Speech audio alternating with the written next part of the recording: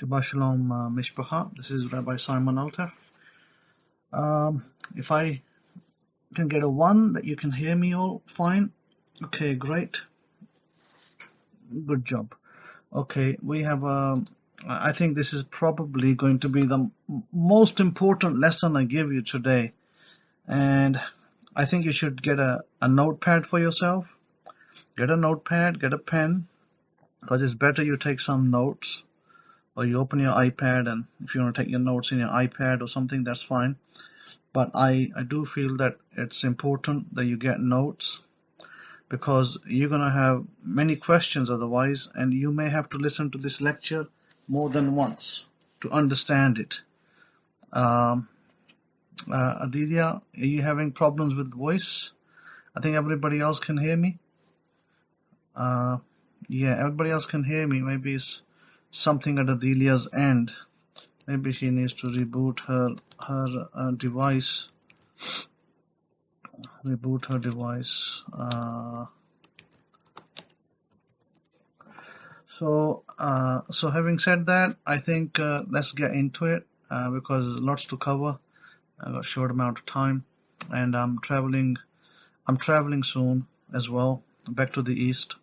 But I would like to report that I did my corona test, because we have to get that done for the boarding of the flight. As you know that nowadays airports will not allow you to get on a flight unless you are negative. So I am negative, already tested. I've got my results, and I'll be flying soon. In the meantime, as I told you last week, that the writing on the wall is evident that the one company, I spoke about this last week, and few days later, one American company announced that you would have to have the vaccine certificate to board the airline. Now, that was one company, but I do firmly believe it's going to happen, that many other companies will be doing the same thing. They will be announcing that anybody who wants to fly, they'll have to have a vaccine certificate. So whether you like the vaccine or not, you're going to have the vaccine if you travel. And if you think this is only going to apply to airlines, then you better think again. This probably applies state to state as well. If you're traveling between states, they may actually ask you to do vaccination between states, so that you don't bring the coronavirus from the opposite state into their state. That's also going to be the writing on the wall, if you haven't already seen it. So lots of different changes are coming in. We're already in lockdown over here in England.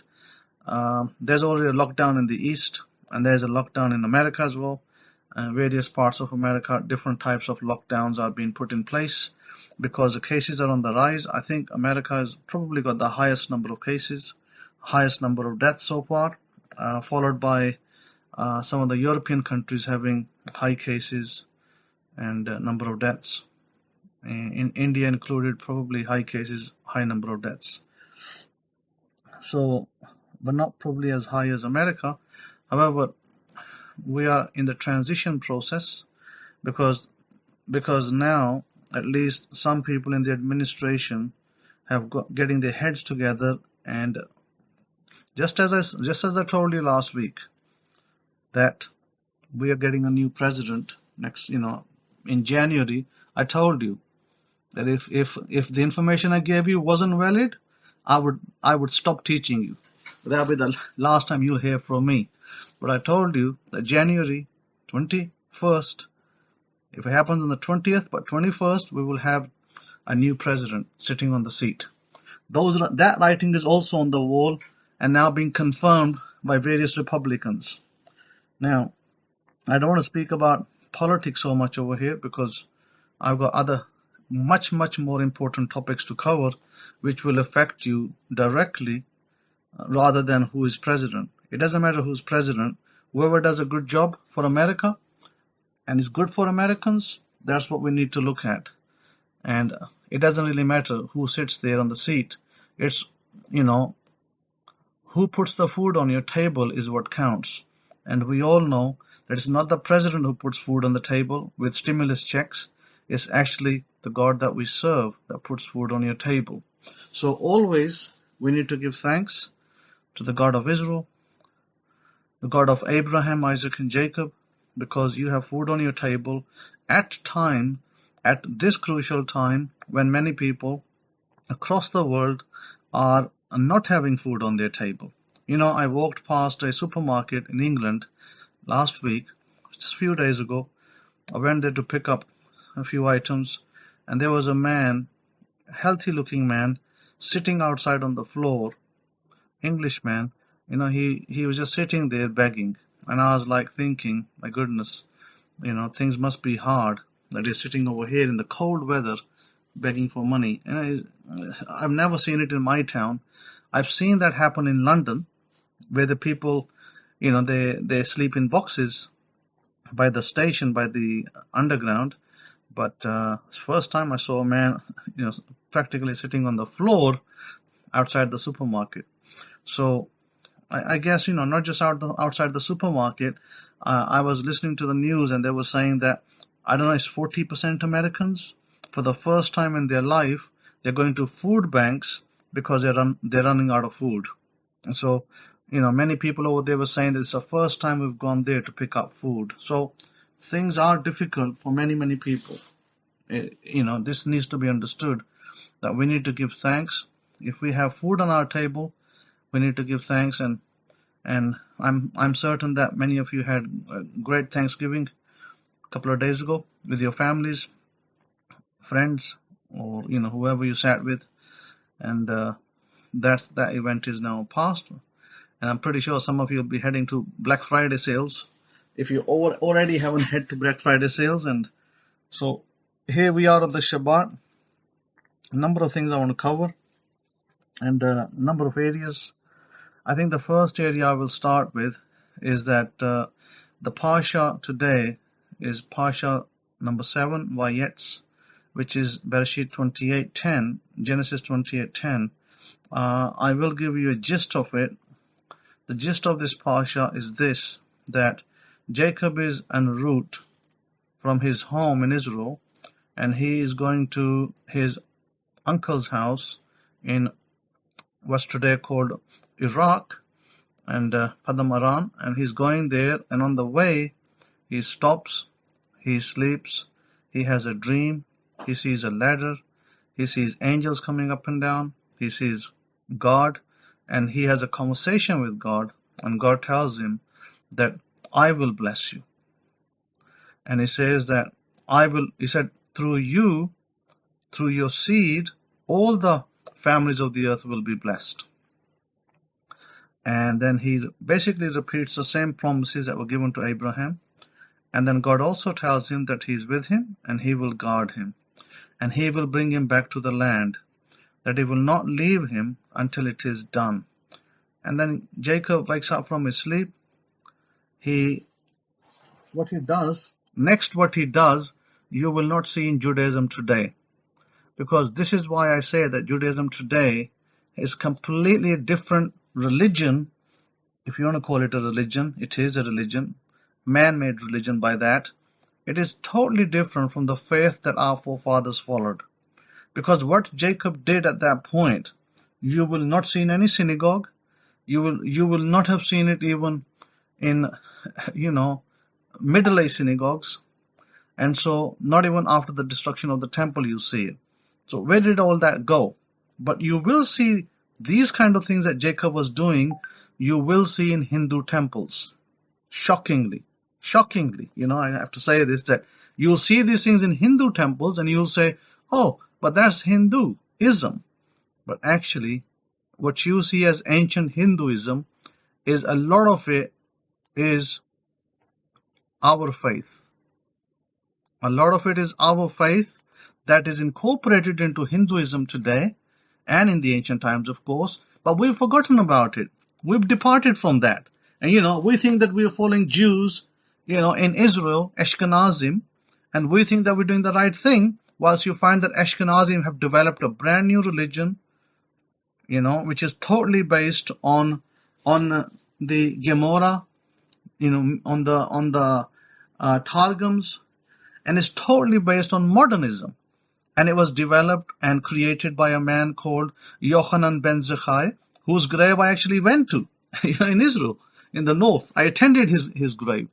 I went to see this person and pay homage, because he is the founder of modern Judaism, by the way. This is not the Judaism that our fathers followed. Now, if you like this Judaism, fair point. I'm not against it, because there are things in modern Judaism that will link into Torah Judaism, but they're not all the same. So what Jacob did over here, he took a stone, he took a stone and he was pouring oil on it. And he was then praying to God after pouring oil on it. But how many synagogues do you see this happening today in? I did that in Pakistan. When I did that in Pakistan, my wife says to me, are you now a Hindu?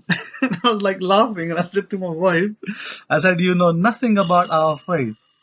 Because if you knew about our faith, you wouldn't have asked me that question. And I said, this is our faith. What you class as Hinduism is actually our ancient faith.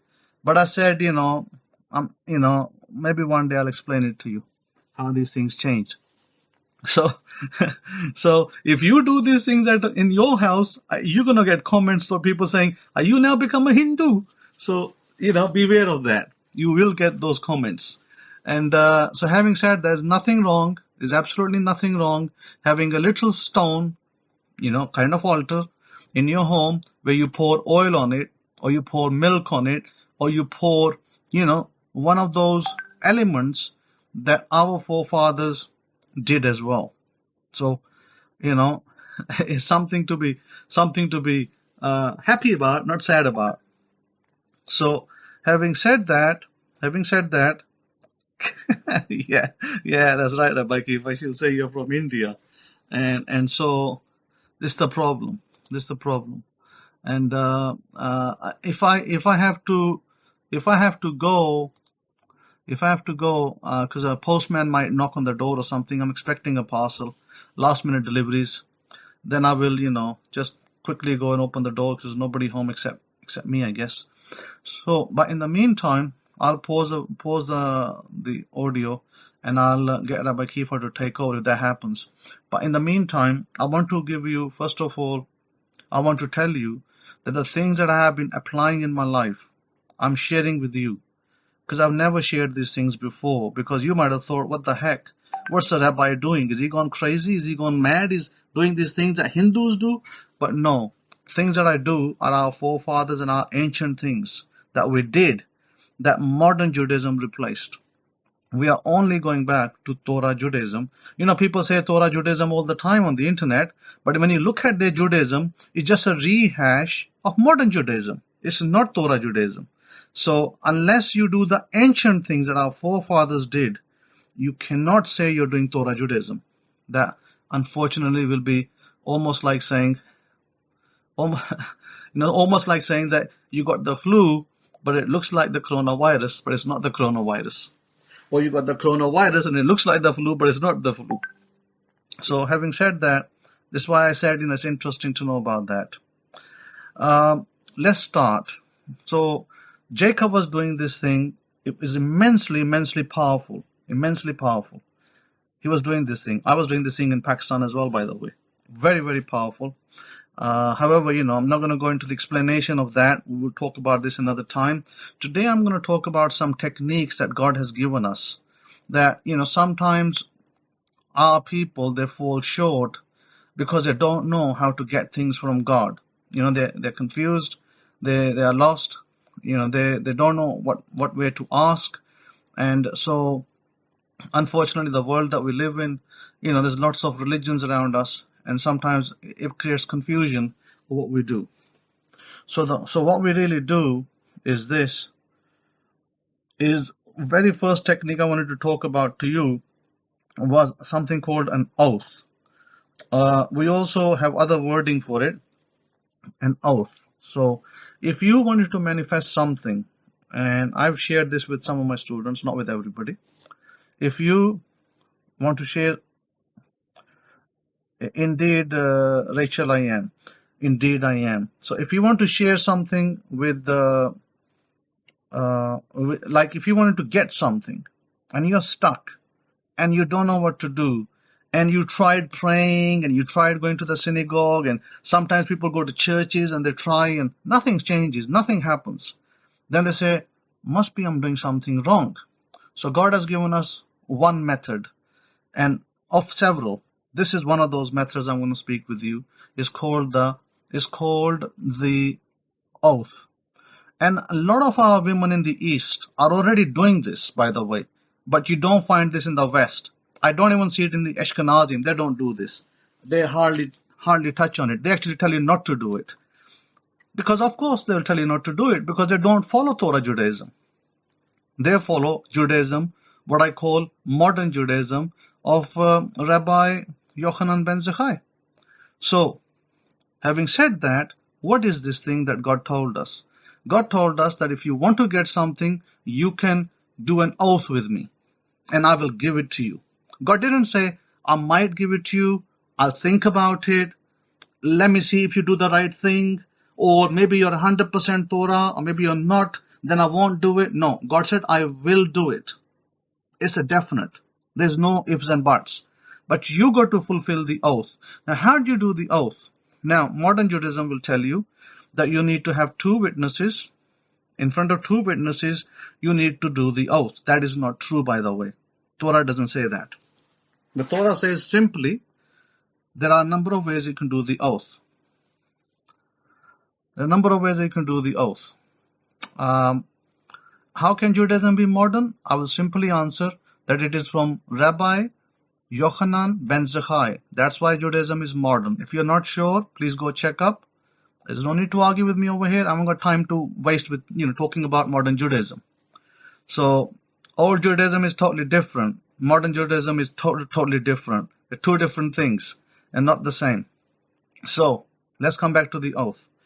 I've seen women in the East, India, Pakistan, Bangladesh, Sri Lanka. I've seen women over there. And you know what they do? They go to a place which they believe where God will come and visit them. And they will say exactly like, remember the story of Hannah. That's old Judaism. That's Torah Judaism. Hannah goes to the tabernacle. She goes to Shiloh. And she goes and she prays to God. She murmurs. She prays inside her heart. She don't say openly. She murmurs. She says it in her heart. She's moving her lips but not speaking. And then Eli, who was a priest, he asked her, are you drunk? And she says, no, I'm asking God something. And she asked for a child, a son. And then God said, then he said to her that you will receive what you're asking. And she said, if I receive a son, I will give it to God.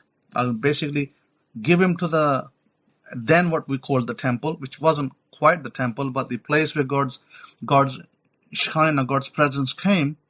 And so she does. And that's when Samuel is born. So that was ancient Judaism, not modern Judaism, ancient Judaism, Torah Judaism, Abraham's Judaism, we should call it. Abraham's Judaism and Ashkenazim Judaism are two worlds apart. They're not the same. They'll never be the same. I don't care what anybody says and what they show you. So Abraham's Judaism, this woman can go, she doesn't have to go nowhere. She can just stay at home and she can do an oath with God. She can say to God to the effect of, I will do this if you will do this for me. Let's say a woman wanted a child, a son or a daughter. She can come before God and say, very simply, that I wish to have a son or a daughter. And if you give me a son or a daughter, I will then do something for you. What's usually done? Let me give you what's usually done. Usually, a sacrifice of sorts is offered. For example, woman might say, I will come and donate food over here, or I will come and give a sheep over here, or a cow, or a bull, if she's a rich woman. But normally what happens in the East, most women, what they do, they say that I will come and donate 2 big pots of food, or 1 pot of food, or I will give a sheep over here as food for the people if such and such happens. So in the same way, if you want to get an affirmation, something that you really desire, and it's not happening for you, you don't know how to go about it, then you can do this. Like some of you might be wanting to have a job, you're struggling, you don't know how to get to that job. It's very simple. You make an oath with God.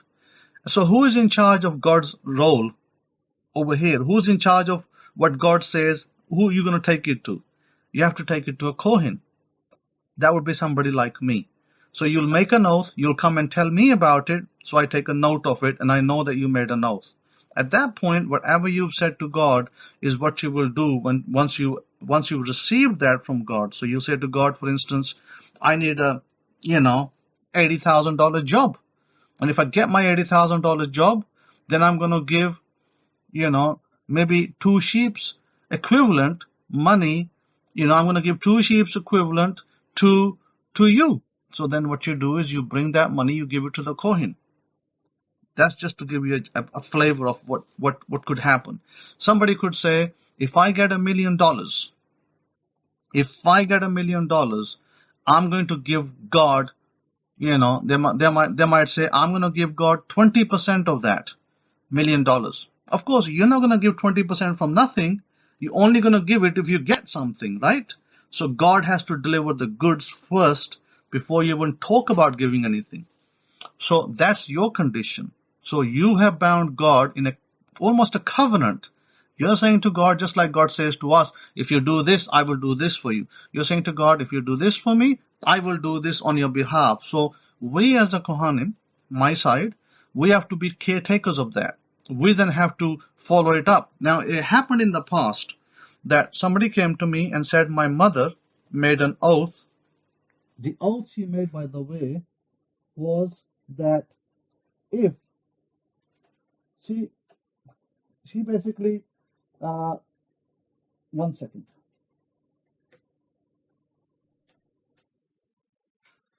She made an oath with God before this child was born that when my son is born, he will be a Nazarite. This Nazarite son was then born to this woman. The son came to me and said, Dear Kohen, I was, vowed by my mother before I was born that she would, make me a Nazarite. Can I now do that? And this woman was Christian, by the way. He came to me and asked me that question.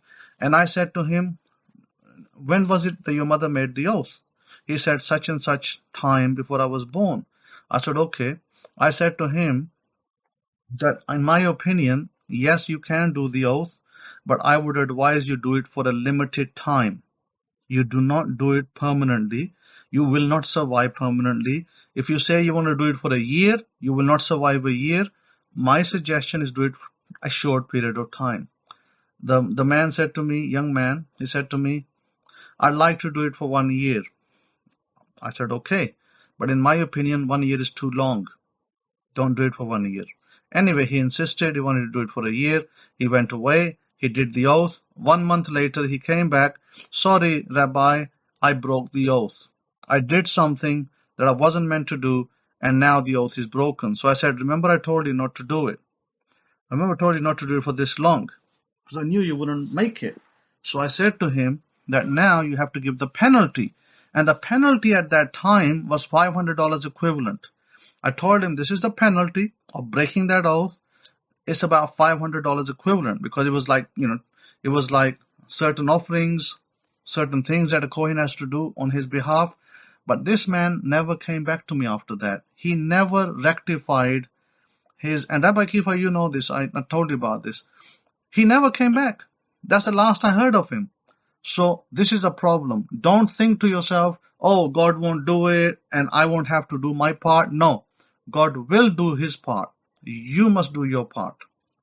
So that is one way to achieve your objective. All of you, I'm certain all of you are listening, paying attention to what I'm saying, that you can make an oath with God. And yes, that's right, Rabbi Zachariah. I've told you about that as well. You can make an oath with God, and you can, whatever you want to set. There is nothing There's no limit on it. God doesn't say, hey, you can't ask me about money, or you can't ask me about a house, or you can't ask me for a job, or you can't ask me for a car. You can ask for whoever, whatever you want to. You can go to God and say that, I want a house that's worth $500,000. He'll give it to you. That's how that works. So you have to ask. And then you have to say that if I get this, that I desire, then I will give in return for this, I will give this, whatever that return is. I had somebody who came to me, and they wanted to find out about an oath, and I told them what they need to do, and they went away. And of course they did all of that, and they're still waiting. They're waiting to receive the part that they've asked God. So we'll know in due course how that goes. But of course, the person who came to me were pretty sincere, and they were not like that young man that was just going to say and do it and then forget about the last part. So in this case, I felt the person that came to me was pretty sincere, so I explained everything. They did the oath correctly, and now they're gone. They're waiting for the second bit, and I believe that the second bit will come forth. God's bit will come forth, and they will get what they've asked for. Now, that was one thing, okay? Now, other thing that I want to tell you is that a lot of us have the habit of cursing ourselves. See, God said that I will bless you. And those blessings don't always have to come out from the mouth of a Kohen on a Shabbat or on a festival or on a new year, on a new moon. Those blessings can come from your own mouth. A lot of our people out there, and not just our people, generally people out there, they curse themselves. How? Because they'll use words that are they are words that are not conducive to those people. They might say things like, oh, I always get this thing wrong. Or they might say, I'm always getting ill. Oh, I never get the best breaks. Oh, I'm afraid I'm going to get cancer. Those kind of things. So they're getting these kind of things by these kind of words. These people are cursing themselves. Never, ever curse yourself. Always bless yourself. Always bless your family. Your direct family members. Always bless them. Always bless yourself. So you must always bless yourself. Give me just 1 minute.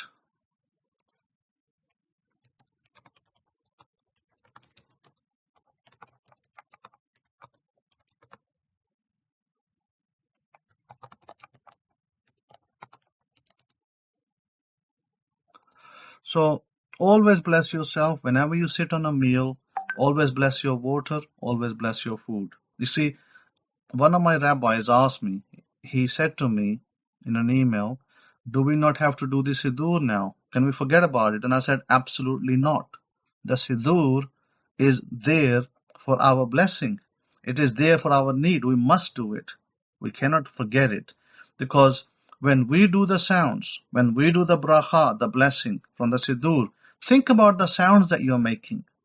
Think about the blessings that you will lose if you don't say those words. So I said, absolutely, yes, we have to do our Siddur still.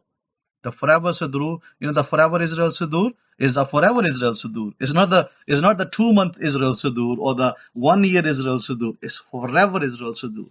Those blessings are for us to do daily. When you drink your water, when you eat your food, just like when you go and get paid every fortnightly or every week, do you stop saying thank you? After 1 week you get your pay, you stop saying thank you? Or do you continue to say it? Every time you get your pay, you're happy, you want to go do shopping, you want to bring food for your family, you're thankful, you're happy. You don't say 1 week, well, today I'm happy and next week I'm not going to be happy, I'm not going to say thanks. No, you remember that what's the source? The source, of course, the source on this earth is your employer, but the source above him is God. You're always thankful. You're always happy about it. So you don't say 1 minute, oh, I'm happy today, but no, tomorrow I'm not happy. Tomorrow I'll be sad, and so I'm not gonna be happy tomorrow. I'm gonna be sad, and I'm going to be I'm going to be just, say, oh, make a bad face and say I'm not happy.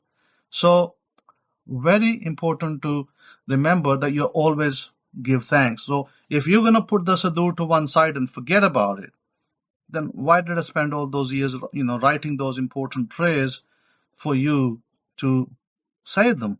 The purpose is that within those prayers, there are sounds from the Hebrew. This is why it's called transliterated Hebrew. There are sounds from those prayers that you will make that will affect your whole body, your family, your air around you. Everything you do, it will affect it. That's why you need to do those prayers. Now, remember I told you last week that you do the Gimel exercise, the Gimel word. You do it in your prayer every day, two rounds of 108 beads. And I said to you, get the red beads. Red beads are the sandalwood beads. You call it sandalwood. We call it by a different name. Chandani, we call it chandan wood. And so sandalwood is what you get. And it's very inexpensive. You can buy it for $5-6 on the internet. You can type in, let me see, sandalwood beads like this, 108 on eBay, maybe even Amazon. So get these beads. Okay, it's very important you get these beads because they are what you need to do your Gimel prayers. So they are the Gimel prayers beads, and you're going to do 2 rounds of those.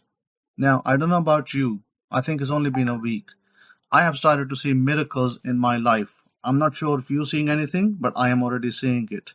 So I am seeing miracles in my life, and you will see miracles as well. Yes, you can, Devorah. You can give what you pledge before or after. It's up to you.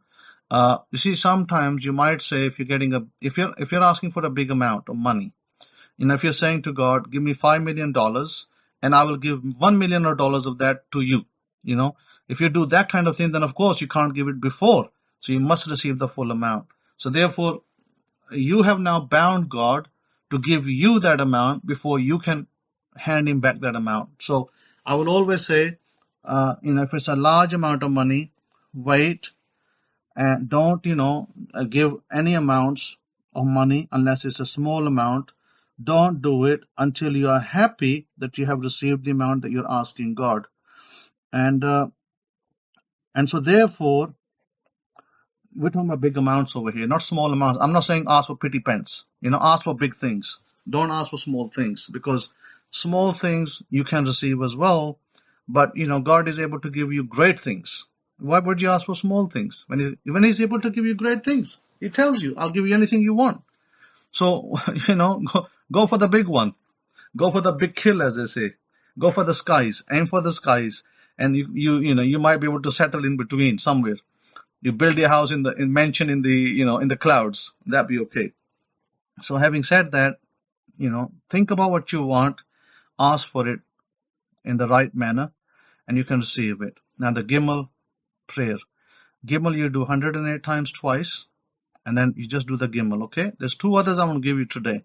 The 2 others that I'm going to give you today, number 1 is the Aleph. You just do the Aleph sound 108 times once every day. Aleph, Aleph, Aleph, Aleph. Focus on your third eye, okay? The second sound you want to do is the Mem sound. The Mem sound, you focus on your third eye. You bring your focus, close your eyes, then start doing the Mem sound. Mem, Mem, Mem, Mem, Mem. 108 times, okay? You're going to start seeing miracles in your life. I guarantee it, because I already am. If you're not, I already am. But then you might say you're the Kohen. Well, that's okay. But then there are other people I know who are seeing miracles as well. So you need to see these miracles. So you will see the miracles. Adelia, you're saying that I've been going through issues from job because my co-workers have complaining about me getting Shabbat off, and on Sabbath, Yahweh have intervened now. My boss said she will honor my Shabbat off and continue giving me the Shabbat off. So I'm glad that a bath has put all to shame. Baruch Hashem, Abba Yahweh. That is absolutely wonderful, Adelia. Absolutely wonderful. Very happy for you. So, having said that, it is very important to understand that these words that I'm giving you, these little characters, you might think, oh, it's just a little character. Remember, the creator that we serve, the source of this universe, he actually created the whole world, the whole universes we are watching today from these simple characters. Never underestimate the power of the Hebrew characters. Never underestimate it. When you start doing it the right way, properly, you will start to see the miracles in your life. So make a commitment to do that. You're not asking for anything. You're not saying, oh, I want a car and I'll do this, or I'll get a car and I'll do this or something. No, you just do it. And other things will just start to happen. Doors will start opening. Things will start happening. Things will change in the family. Things will change in your job. Outside, people will be more happier with you. Everything surrounding will be changing. Everything will get better for you. Now, there is another technique that I want to give you. This technique is very advanced. I've only shared it with 3 people so far. 1 person last night and 2 students this morning in the East. I've not shared this with anybody other than these 3 people. I think they haven't even started it yet. I think 1 person started it and only did it for about 2 days so far, and they already seen changes. They only did it for 2 days and they already seen a change in their life. 2 people, 2 students I gave it to today who are in the East. They're going to begin this tomorrow because it's night over there now. And so I did this 1 time last week. I just started this technique to put it into trial and test. I did it 1 time and the next day I saw the miracle. The very next day. And I was like, wow, this is very powerful. Now, what do you do with this? What do you do with this? You get yourself a dollar note. Now, maybe your currency isn't dollar. Maybe your currency is rupees. Maybe it's pounds. Maybe it's euros. Like for Olivia, maybe for Lion King, Lion Princess, your currency will be British pound. So you get yourself a 20-pound note. Okay? And those of you who have the dollars, you get yourself a $20 note. Or if you can get a 50 or 100, that's even okay as well. So what you do, you need, in this exercise, you're going to need more than 1 note. If you have mixed currency, like me, I've traveled between England and the East and then America. I have 3 currencies in my wallet right now. So if you have 2 currencies, it's absolutely wonderful. If you have 3, even better. But if you only have 1, it'll still work. So what you do, you get that currency out, that $20 note if you have it, or $50 note. And after you get it out, what you will do is you would take that note, and what you're going to do, you're going to take another note, that means 2 notes, and you're going to put 1 note, and I'm now thinking that you're going to have a laptop of some kind or maybe a tablet. So you put that 1 note on your just beside your tablet or on the laptop on the right hand side. You're going to hold 1 note in your right hand. You're going to need, maybe if you have a smartphone, you need a smartphone and a mirror. If you don't have a smartphone, you're going to need 2 mirrors. So 1 mirror to reflect the second mirror, and 1 note. So your note is going to be in your hand, a $20 note of any note, any currency that you have, any currency of any country. You're going to have that in your hand, 1 note or 2 notes. You're going to put 1 on the side of the keyboard, and you're going to have another picture. You can find these pictures on the internet all over the place. The picture basically will be like a bundle of notes. And if you do a Google and say bundle of dollar notes, you'll find several pictures. You can just copy that image and put it onto your screen, and then you'll have you'll have that on your screen. You'll have a note on the right on your keyboard or beside your iPad if you have an iPad, and then you will place your phone on a little stand or on your laptop, rest against the screen, and now you'll put your phone in selfie camera mode. In selfie camera mode, your phone is looking at you. You can get a two-way two-way mirror. Get a two-way mirror. It will work with one-way mirror as well. Get a two-way mirror, one that has a magnification of maybe 5 times, 10 times, 15 times, because you need some magnification to bring it closer to you. What we're going to create is a 5-dimensional view. 5-dimensional view. So we're gonna switch the phone to selfie mode. We're gonna have the mirror in our hand, the two-way or the one-way mirror. We're gonna turn the mirror around and face it towards the phone. Now the phone is looking at you. The mirror is looking at the phone. You already have 2-dimensional to 3-dimensional reality. Then through the phone which the mirror is reflecting, the mirror is also seeing the notes on your screen. So that's a 3-dimensional reality. And then it's also picking up the notes on the right-hand side, creating a 4-dimension, even a 5-dimension reality when you're doing this. So you will see your face in the phone. You will see several of your images in the phone, money, possibly your face, and you reflect that and you look at it.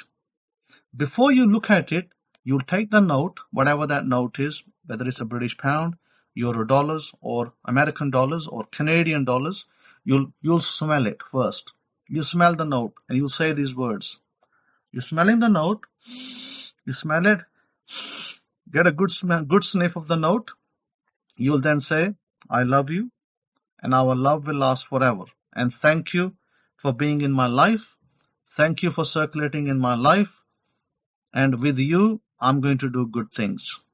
Stop. Something, it doesn't need to be exactly the same words, but close to it. I love you, and our love will last forever. Thank you for being in my life. With you, we're going to do great things together. Or you can say, we are going to do great things together. And you stop. It's maybe 30 seconds. You smell it for about 15 to 20 seconds. You say those words. It takes you less than 30 seconds. You then do the mirror technique, which may take you another 30 to 40 seconds. Not too long. This second will complete in about 2 minutes.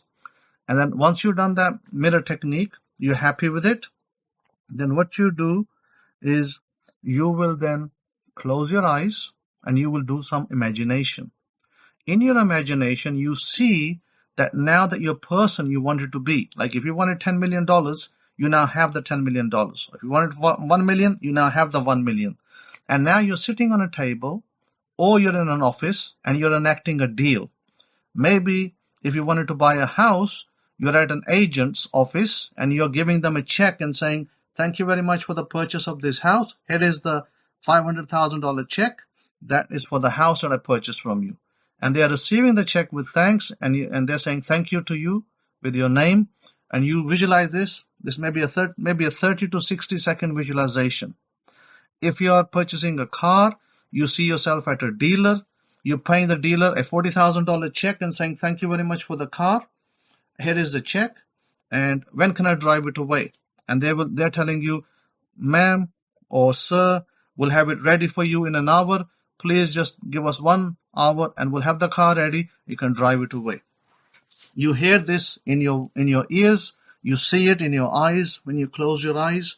And that's the end of your imagination. The whole process probably will last no more than possibly 3 minutes to 4 minutes, maybe the most. And you're done. That exercise is over. You must do this exercise in the morning and in the evening, 2 times every day, religiously.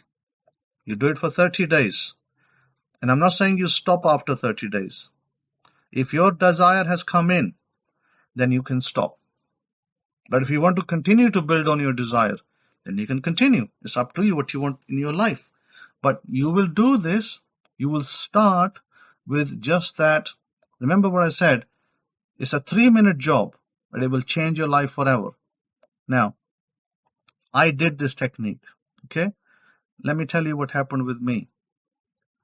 My house sale was stuck.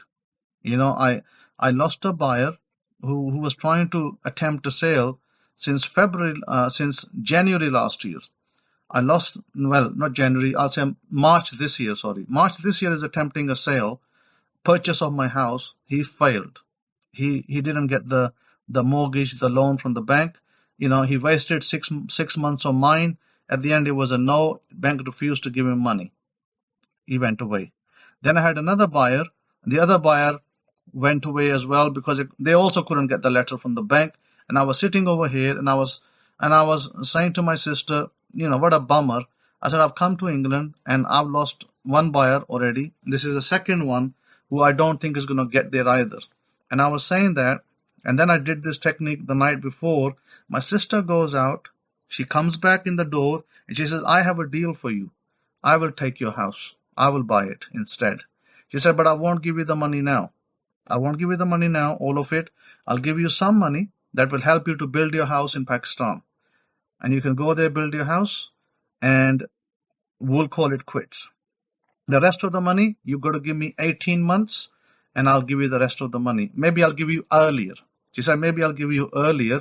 Maybe I will give you in 6 months' time if I sell my bigger house. I have a much bigger house, which is worth, my goodness, $500,000 to $600,000.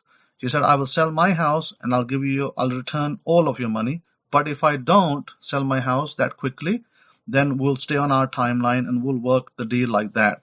And I said to my sister, thank you very much. I'm happy with it. You've instantly solved my problem. And I said, I'm going away a happy man. And you know what? In an instant, I made 3 manifestations come to pass. In an instant. So I was like, Baruch Hashem Yahweh, what a wonderful thing that just happened. That's why I'm sharing this technique with you today. So this is what happened with me. Another person I shared it with, her work dried up basically. When her work dried up, she was told that her work's dried up. She was like, okay, I got no work now. And then as soon as she did that technique, the next day she got a call, you have more work, come and do the job. So this is how powerful this technique is. So I would suggest that all of you who are desiring to receive abundance in your lives, this is a great way to receive abundance. You can get anything you desire. This is one way to do it. Put this technique to test, and then you can report back results to me in a month's time.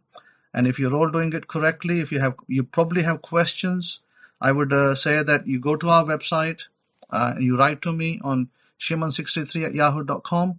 At the other hand, I will say one other thing that sometimes people ask me, how can we help you to continue this work? Because remember, I want to brief you on something.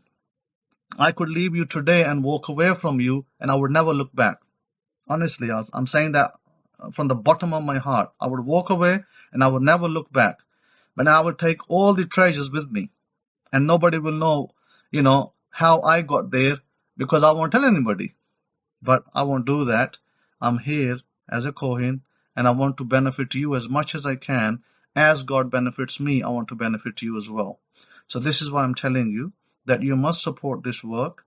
If those of you want to support our work, you can go to our website. There is a donate now icon there with PayPal, and you can easily donate. You should be giving your tithes. If you're a Bnei Israel, if you're a child of Israel, you're with us, you should be giving your 10%. If you're not giving your 10%, you're new, you're not sure how to do it, then sure, start from somewhere, but start. Because, at the end of the day, things are not free. I didn't put my website on an Amazon free server. I pay for my services. I always paid for them. They're not on a free website. They're not off Word, some Word pad site or something. My whole system, everything I do is paid for by money. And, for many years I supported my own work. But I think it's coming to a point when I'm saying, what, why am I doing this? And so I think that you guys need to understand that if you support the work, it will continue and it will benefit us, it will benefit our people, and it will benefit others, other people who come, any Gentile. I don't really care who. To me, there are a lot of humans suffering, and they don't need to suffer because we have the solutions, and we need to give them these solutions. I'm not talking about the vaccine jab that'll probably maybe, injure and harm some people, but with a vaccine jab, I wanted to say this, that there are ways to mitigate the effects of the vaccine so that you don't get harmed. And I spoke about it last week. I said that if you get what's called methidana or fenugreek seed. You take half a spoon of that, wet it in half a glass of water, take that for 5 days or at least a week when you're going to take the vaccine, before or after.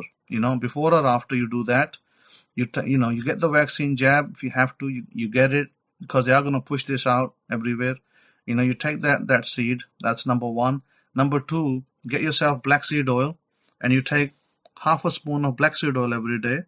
And the third thing I explained to you is get turmeric, regular yellow turmeric powder. Take a half a spoon, make a little paste, and just put it on your body somewhere, maybe on the arm, maybe on the leg, and then let it absorb. After it absorbs, it takes about 5-10 minutes to dry up. Then after that, you can just, shake it off. Don't wash it, just shake it off. And just be careful that the yellow on it doesn't get into your, bedclothes and stuff like that. Maybe you can wash it later in the evening. So if you do that, that will mitigate the effects, the side effects of the vaccine, because they're not telling you all the side effects, but what they are telling you is that you might get shiveriness, you might get fever, you might get muscle pains. That's all they are telling you right now. But there might be more than that. There might be more than that. So my suggestion is you do these things. And those of you who would like to support us, please go on our website, www.forever-israel.com or www.abrahamic-faith.info, and you can directly donate for PayPal. Or if you're not sure how to do it from there, you can just send it to my email address, shimon63, SHIMOUN63 @yahoo.com. You can send PayPal donation directly to that. That's fine as well. Whichever way you decide to do it, both ways is fine. If you have a Cash App, you can send it to my Cash App account, which is SIMALT, $SIMALT account. Send it to that if that's easier. And if you're not sure if you have another way, then write to me at shimon63 @yahoo.com and you can do it. So with that, I'm going to pass it over to you, Kefa. I got the bell going on downstairs, and it's all yours for now. Yeah, Tada Rabbi Kohen. If I could be her, can I get a one, Mishpaha? Okay, yeah, Tada for that instruction, guidance, direction, and just great description on what we need to do going forward, Mishpaha. Shabbat Shalom to all of you, Mishpaha. Welcome to the room. Welcome, family. And, I'd like to start. I know we just wrapped up over here in North America with, their day of being thankful. I guess that's what they say that what it's all about. But, I made some inquiry, made some questions, and asked folks, about that day, I asked them, well, what is this day? And they told me Thanksgiving. And I said, well, what are you thankful for? And, it was quite interesting on the responses that I get. And the majority of the responses was that thankful for what? I asked them, well, what are you thankful for? And the response was most of them had to think. They literally had to think what they were thankful for. It's quite shocking to me, that they celebrate, they go through all of the, the hospitals and bells and whistles that they do, in the Gentile nations. I mean, that's what they do. I'm a sojourner. I could give two hoots whether they have a Thanksgiving or not. But at the end of the day, I really wanted to take them to another level and really understand, what is this day to you at the end of the day? So for me, I'm thankful and grateful every day, and to me, it's all about the family. For Kol Israel, it's all about the family, because when you look at Israel at its ground roots, Israel was a family and is a family and will always be a forever family. But, I found it kind of ironic as I got several responses. Was that they really had to think, well, can I get back with you on what I'm grateful for? Sure, no problem. I ask the same question again tomorrow when it's not your, so-called Thanksgiving. But, I kind of was giving them the cliff notes to the question as I told them, I'm grateful for life. I'm grateful for my family. I'm grateful for, being able to walk and talk and to breathe this wonderful air. I'm grateful to be living in one of the greatest nations on the planet Earth, which is North America. And so just, you can go down the list. with me, there's no there's no periods of lapse, or okay, well, let me think about it for a minute. If you have to think what you're thankful for, then then you really need to go really assess yourself. But a lot of folks, a lot of the responses that I received was that they didn't know, or let me get back with you, or they literally had to think. Let me think about what I'm thankful for. So I found that quite interesting. But me going forward today, and us as the family of Israel going forward today, our concern and my focus on these past 6 days of labor and my meditations has all been about the third eye. I literally been really focusing on the third eye. And looking at our history, when you look at Yeshua ben Yosef and his life on the face of this earth and what he did, I really would sum up his life as basically this, is putting the focus of Israel back, giving Israel sight once again, because Israel totally had lost sight. And even today in 2020, I submit to you that majority of folks that calling themselves Israel today are Israel that are blinded or have blinders on. How many of you know what I'm talking about blinders? They may be able to physically see with two eyes, but they're literally blind. You understand what I'm saying? And that's not, and so Israel today in 2020, majority of Israel is still that way. Hakohen gave a great description of the religion of Judaism. And this is my question for you today, family. And the question that I've really been debating and really been meditating on this week myself is this: are two eyes better than one? Think about what I just said. Are two eyes better than one? Anybody you want to ponder on it, or do you want to take a shot and give your opinion on what the question that I just asked? Are two eyes better than one? Think about that for a minute. Yael 110 says, a roof over my head, a car that I drive, the food that I eat, my health and strength, the family and friends, just a few things I'm grateful for daily, Baruch Hashem. But, most folks, and, they're still in their holiday season in the nations. I mean, this is a time of goodwill towards all men, right? And peace on earth, right? So you can continue to ask this question. And I would submit to you, you continue to, go out and in your study of human nature, begin to ask folks this question. You can say, hey, what are you grateful for in this season of giving, in this season of being thankful? As they, give out gifts and do the necessaries as they go through their necessaries in the nations. Great insight on what you can get from individuals and glean from folks, human beings, and where they are. But are two eyes better than one? I submit to you not. If you remember the story of Yeshua ben Yosef, and he gave instruction for one of the individuals that was blind, he spat, and then he spat in the dirt, and he made like a clay, a mud, and he used the clay, I'm paraphrasing, to cover his eyes. How many remember the story in our history? The blind man, he spat, and he made like this clay of mud. I remember my sister used to do that all the time. She used to make mud cakes, and I would have to eat them. She had a restaurant. She used to have this restaurant with your children coming up, and she had these mud cakes. I see Nachan.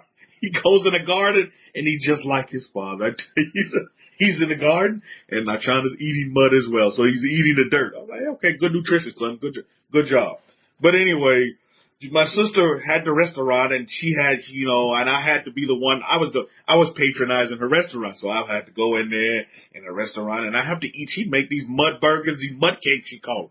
Here, have one of my mud cakes. So to appease my sister, I would eat mud cakes. I would literally eat mud cakes. So remember Yeshua ben Yosef, he spat and he made this, he spat in mud and in the earth, and he made this mud, and he put it over the man's eyes. I mean, I've really been thinking about and meditating on that story this week, that literally covered his eyes so that the man could see. Yeah, the man wouldn't wash it off, but then he could finally see, right? And my focus is on this, is that we literally have to blind ourselves to our two eyes so that we can see with the third eye. Think about what I just said. Think about how long you've been seeing things with those two eyes that you have, that we all have, Baruch Hashem. And I'm grateful for the two eyes. But literally, You have to blind yourself to the two eyes to be able to see with the third eye. Think about what I just said. So the question is, are two eyes better than one?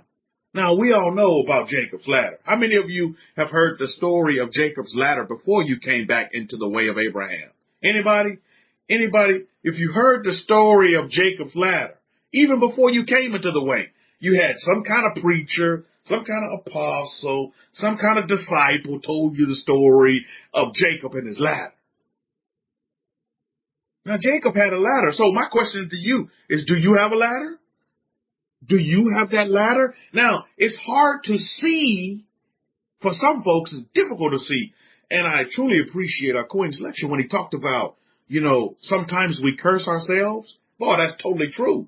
This is why we have to be so cautious about the words that we use, the words that come out of our mouths, and be very careful of what we see with these two eyes, because what we see, we begin to perceive. I mean, that's what we've been conditioned to do. And this is why I submit to you that having two eyes can be blinding at times, because it totally blinds you from your third eye. A lot of us didn't even realize we had a third eye until Kohen came on the scene, correct? Correct me if I'm wrong. A lot of us didn't even realize that there was a third eye. What's this third eye, mumbo jumbo? No, I see with my two eyes. So with these lectures that we're giving from our Kohen, especially this one today, I mean, if you see this with your two eyes, you're thinking, it doesn't make any sense. A lot of us have been seeing with our two eyes for years, yet we don't see. Yet we haven't seen. And yet, seeing with two eyes, we have still run into a whole bunch of, let's just say, unsuccessful endeavors. We still have put ourselves in experiences that have not been beneficial to us, you see. Yael Warner just said, I heard about it, but I didn't believe in it. Right? Because you were seeing with your two eyes, Yael Woman of the 10. So when you see with your two eyes, until you put mud on those two eyes, until you cover up those two eyes, so that the third eye can reveal itself. Think about that for a minute. And that's what we're going through. This is the process that we're going through right now. So then how many of you understand that when you lose a sense, other senses, I've said this before, and it's been proven in medical science and in science itself, that other senses enhance. How many of you understand that? When you lose a sense, the body seems to find a way to adapt by improving the other senses that the body does have. I'm so grateful that our body doesn't depend on just one sense. Baruch Hashem. We have many facilities that we can pull from within our human bodies. Baruch Hashem, that's why the body is such a marvelous and miracle in itself. The body is. Baruch Hashem. So when we begin to understand and we begin to see, like we all are now, we're being taught to see with our third eye. Yeah, two eyes are great. No, I'm not knocking, but our focus should be on that third eye. Because from that third eye, Mishpacha, literature says that the third eye is the principle of openness and imagination. And this is why when I visualize and I hold up these pictures that I have of all of these great things that are coming, I always put them in front of my third eye so that it improves my imagination, that I can imagine better. Because just when I see it with my two eyes, my goodness, I've been seeing these pictures with my two eyes for years, and yet nothing has come into fruition or nothing has come about. But when you begin to see things with the third eye, then you can begin to see your ladder go up and down. Just like Jacob has a ladder. How many of you in this room believe and listening via YouTube as well that you have a ladder as well that can go up and down? If Jacob, can visualize and imagine and see, and when he closes his eyes, he can still see.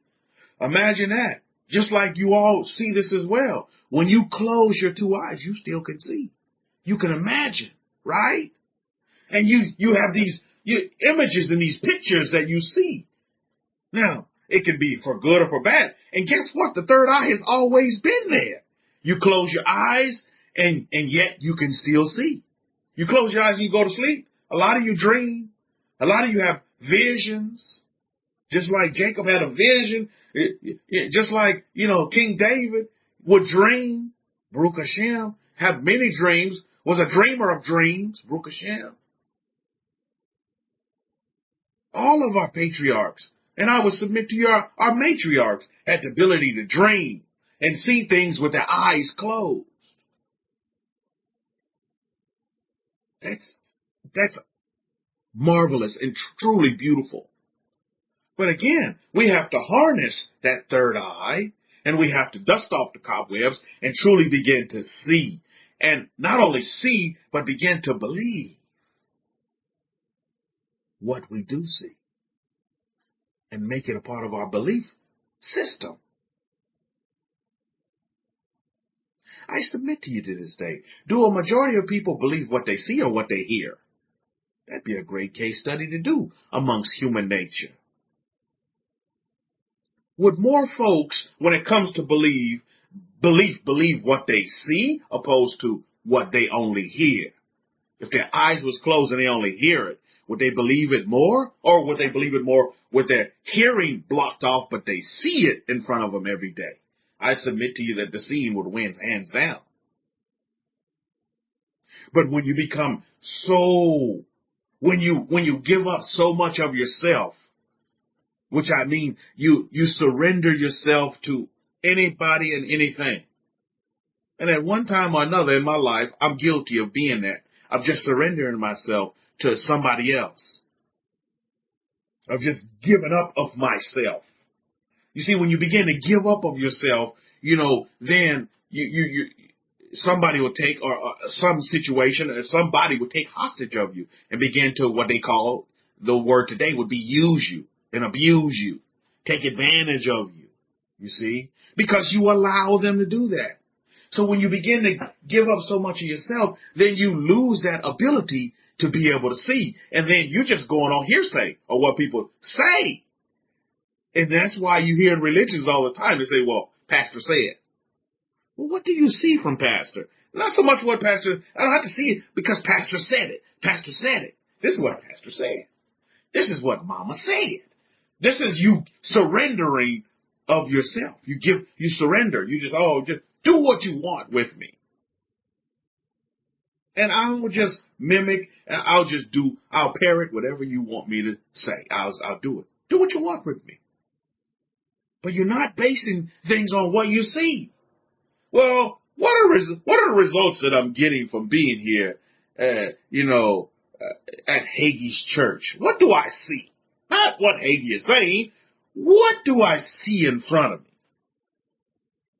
What are my results? And you see, at the end of the day, for me, it's the results that matter. And if there is no results, then I need to pack up my bags and keep it moving. To where I can settle down in a place where I can receive results. And not just surrender to whatever somebody is telling me. What I'm being told. No, what do I see? And the dimensional example that Hakohen gave, I tell you. And you see, when we deal with the third eye, we're dealing with intuition and we're dealing with foresight. But when you surrender all to somebody else, then you can't see anything and you have no foresight.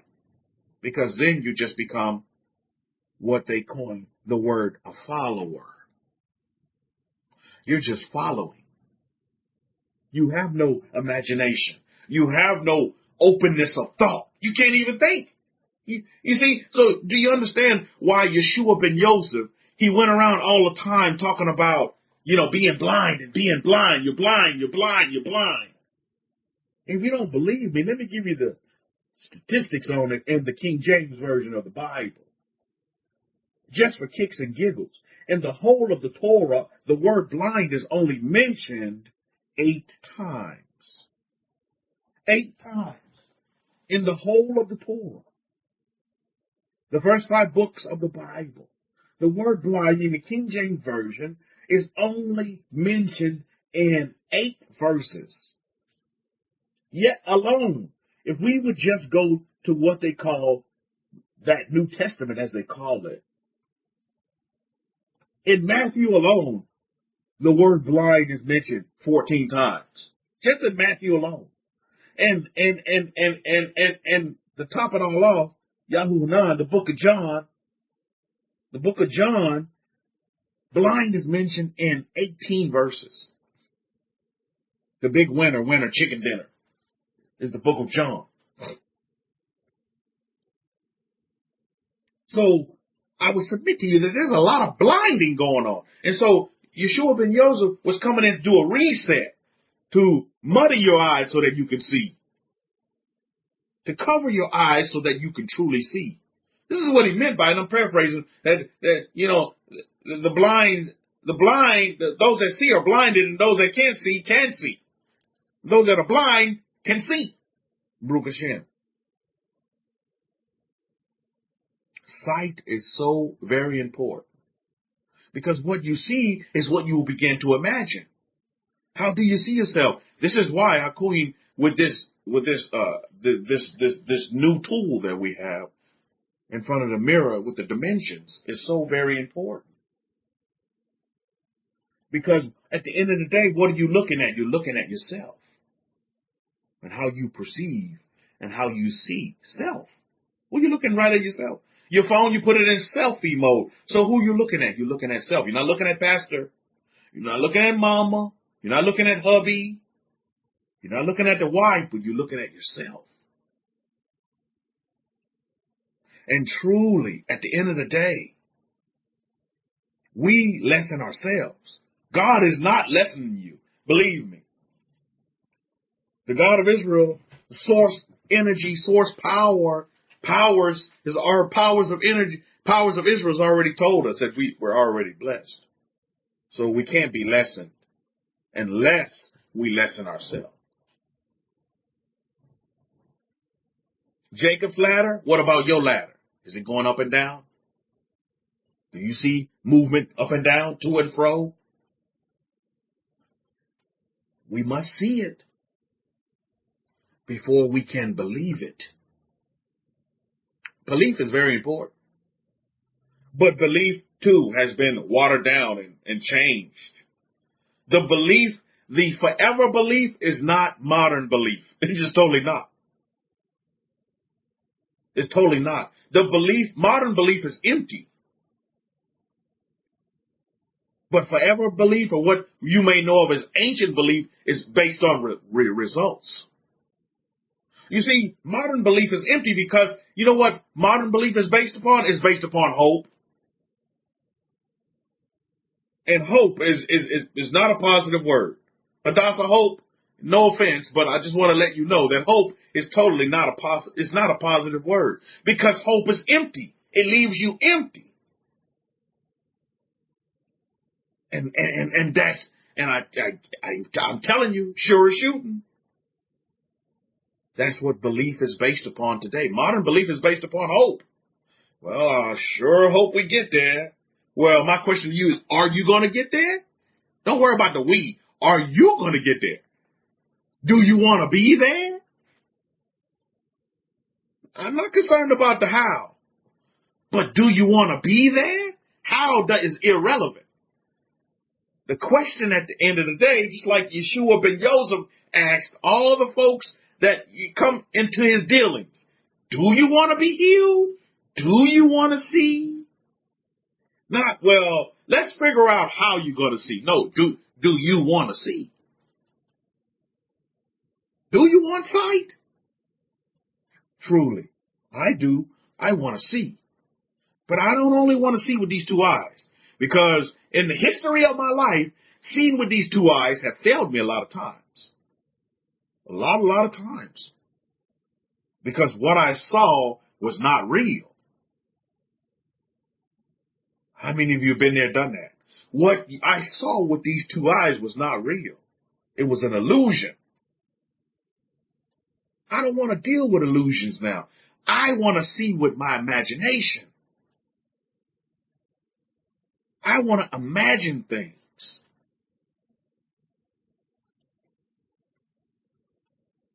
I want my world to be open, not closed. But many a times, we're guilty of doing that to our very selves. You can only point to self. is that we close ourselves off. How do we do that? By limiting ourselves. By limiting ourselves in our exposure to this whole world.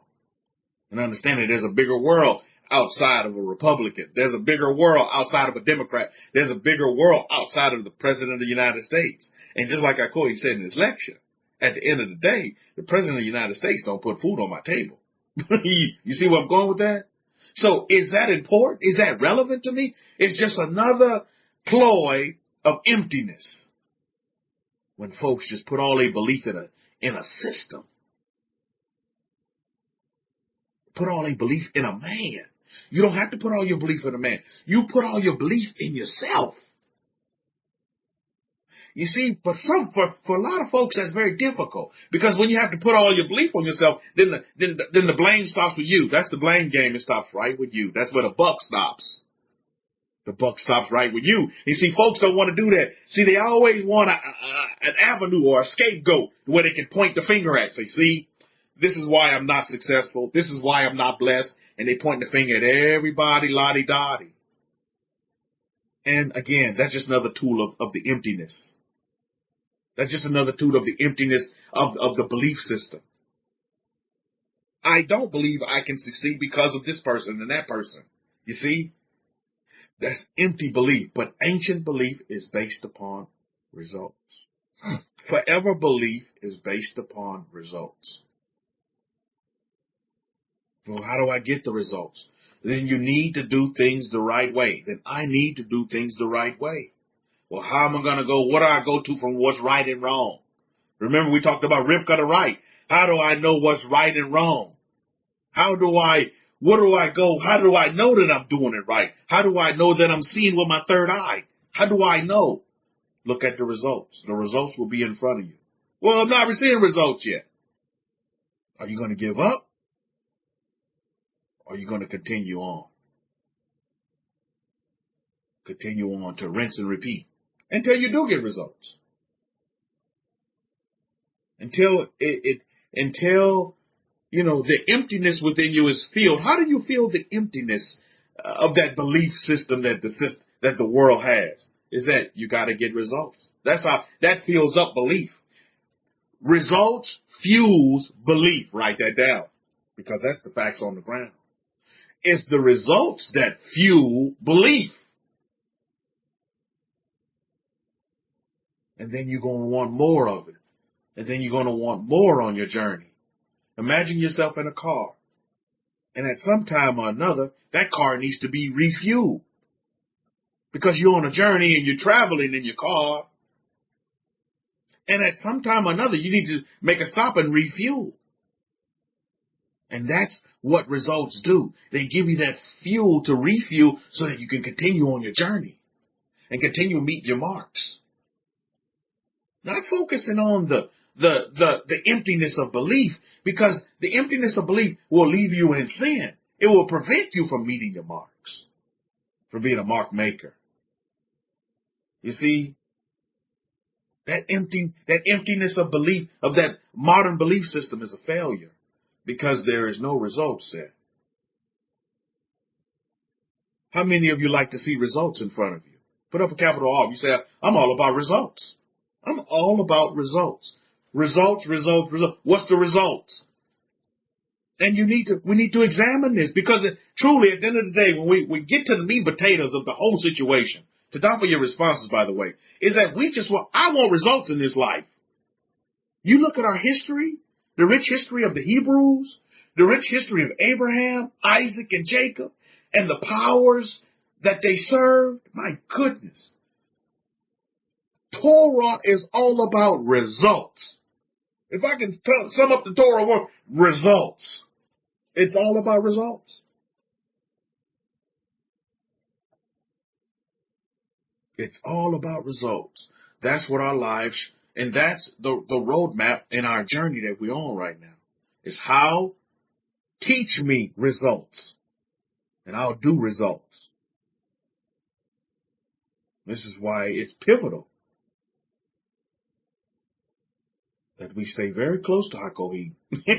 Very, very close. You don't leave him. We don't leave the Kohen in the gate. We stay very, very close. Because it's results that matters. I left Hagee because there was no results. And I'm a real guy. I'm all about we live in a real world. And if you pinch me, I'm gonna say ouch. We live in a real world. So reality needs to set in. But with that empty belief, they leave you in a fantasy land. They leave you in a fantasy land. They leave you in this world that's not real. And folks stay there. And they zombies in this, not real world. And as students of human nature, you hear this and just how individuals talk. They're talking about things that's not real, that's not put meat and potatoes, and they put a lot of energy in it. They go through their whole day, periods of their whole life of just nothingness. Nothing that matters at the end of the day. Nothing that's going to be beneficial to their life at the end of the day. But yet that's where all their focus is. And this is another one of the stumbling blocks that can hamper you and your belief system as you transition from the empty belief into ancient and forever belief. Because believe me, it's a transition. Oh, believe me, it is. It definitely is a transition. It's totally a paradigm shift. And to double your responses, by the way, on being taught about Jacob's ladder before you came into the way of Abraham. But again, just go back and just think for a minute. All that teaching about Jacob's ladder, what results did you get out of that? All of this hot air talking about Jacob and his ladder. How was that beneficial to your life? Did it stop you? Did it help you in your relationships? Did it help you get a better job learning about Jacob and his ladder? And what he saw in his dreams? Well, what do you dream about? What do you see in your visions? You see? That's the meat and potatoes of it. So as you go back and see, so you can truly understand, you see, because you need to come from a point of sympathy and empathy. You can empathize with those family members, friends, and loved ones that are still caught up in the emptiness of the modern belief system, because it totally is empty. And if you could just infuse any bit of self into themselves, that'd be amazing. And just by asking the question that I started out with earlier about, I said, well, what are you grateful for on this day of giving thanks? What are you thankful for? And when they become shallow and silent, and you realize that they have to think about giving thanks, then you realize how empty their belief system really is. So as students of human nature, we need to see this, because I guarantee you everybody in this room has a family member, friend, and loved one that's in that predicament. But we're not here to cast judgment upon them. No, far from it. We're here to just do the opposite. How to love them. We're here to love them and infuse in them peace and harmony and some sense of self, because they are totally blind to self. They're blind to the third eye because they're too busy seeing with the two eyes. They can never begin to dust the cobwebs off of that third eye. And truly see and truly begin to imagine and see the openness of life and how beautiful life is. I'm grateful for life. And when you tell folks that, they just look at you. Some people look at you just like you're foreign or you're an alien. Why? It's because their belief system is empty. When you get to the meat and potatoes and the grits and greens of it, their foundation is based upon emptiness. There's just nothing there, Mishpah. So we are truly grateful, you see. We are truly grateful and thankful. And should be. For we're in the position of where we are, that we can see. And that we're not blinded. And that the blinders are not on. and that the third eye is operational and is functional. And you can imagine, and you can dream, and you can have foresight, and you can bring in the intuition, and whatever you desire for yourself, it can be. Whatever you desire for yourself, it is. Not it can be. Because we totally have to shift from that, the hope scenario. Oh, it can happen. No. It's happening. Baruch Hashem. It is.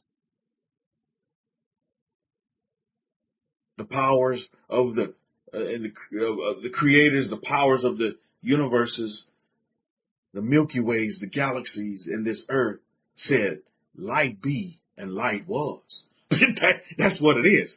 I have the DNA of the same powers. I just have to learn how to plug that in. I just have to plug it in the same way. Well, what is it? It's today, and their empty modern belief system will be seen as satanic, as demonic, as witchcraft. That's how they would see it. With the two eyes, that's what they would see. Oh, or they clean it up and politically correct you how they say it today. They say, oh, you're committing idolatry. I mean, if you know what I'm talking about, they'll sit there and tell you, oh, you're committing idolatry. Oh, you got that idol on. Oh, you're bowing down to idol. You see, because they're blind, they don't see. I don't hold it against them. Oh, you're in idolatry. Ten Commandments say, God will have no other gods before him. And you're putting other gods before him. Look, lady, I am a God. Baruch Hashem. And so this is why it's so very important for us to be truly grateful, have loads of gratitude on a daily basis for the gift of life, which is this Torah. That as we begin to peel away the layers of this Torah and really begin to establish a relationship with the Torah of Abraham, with the Torah of Musa, of Moses, of Moshe, then we truly begin to live that life as we see it, as a life that's abundant and even more abundant.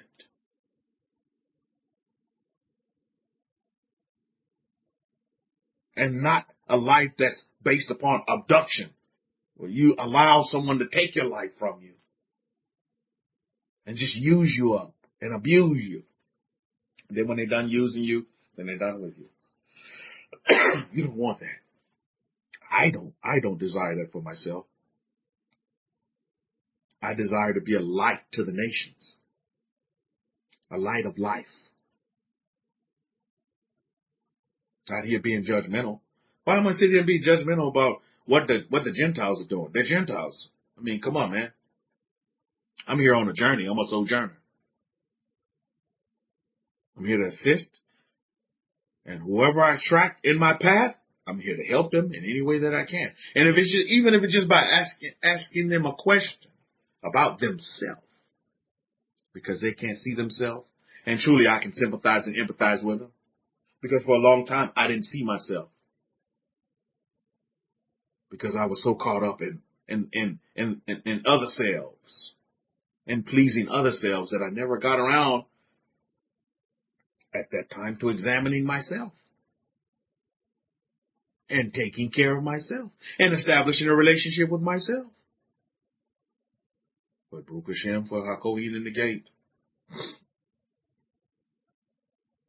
That made me understand and realize how powerful my ladder is. How many of you in this room have a ladder? Like Jacob.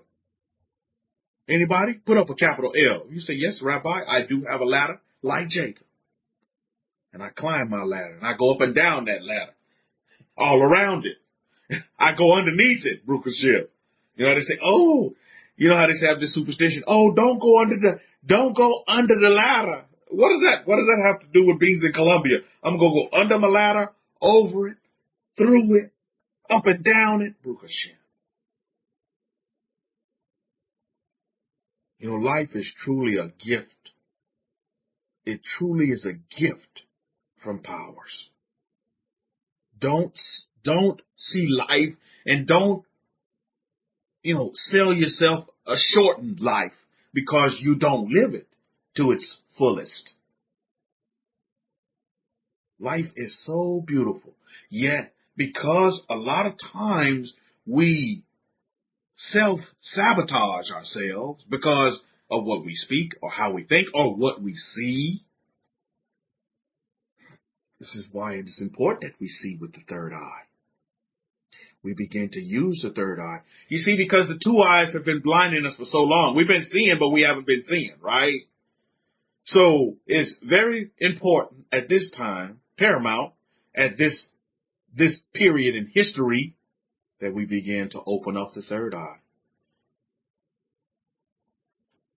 And truly, Mishpah, let me ask you this question. As students of human nature, what are people attracted to? As students of human nature, I'd like to take some responses. What are human beings attracted to? Come on, let's just be real. You're a human being. I'd like your opinions on this as well. There's no wrong answer. But what are human beings attracted to? Let me start naming off some things to help you out. They're attracted to good looks. People are attracted to people who look good. They're attracted to people who are happy.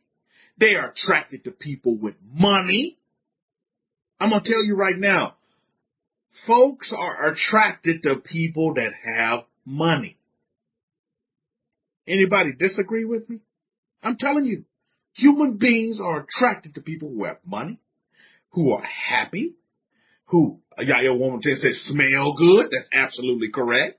If you smell good, people are going to be attracted to you. If you look good, you're very attractive, people come up to you and tell you, you're a very attractive woman. You're a very handsome man. Divorce says people who have Hashem's spirit. In some instances, yes. In some instances, people run away from that. But let's just look at human beings. People who smile, absolutely. Smiles are contagious, and people want to be around people who are contagious. Yael says, attracted to light. Well, yeah, some people are attracted to light, whilst others prefer to be attracted to the dark side, to darkness. They only like to go out at night when there's nothing going on. And, Baruch Hashem, powers of all things, Source has created animals that are like that as well, that they only like to come out at night. That's when, during the day, they like to sleep. Divorce says folks are attracted to kindness.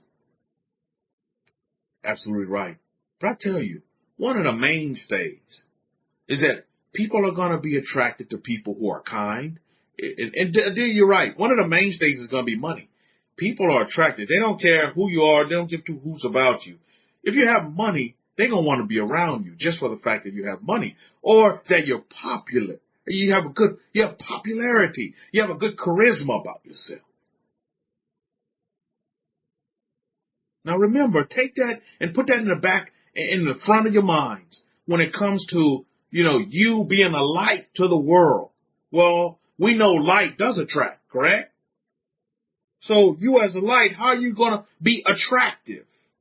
I tell you another one of the biggest attractions out there as well is people that give. If you give, you're like a giver. Philanthropy, like you give of yourself, you give of your sources, you give of your energy. That attracts people. Because we know people like free things, don't we? You look at human beings, they love things that are free. Things that they don't have to work for. Things that are free, that are freely given to them.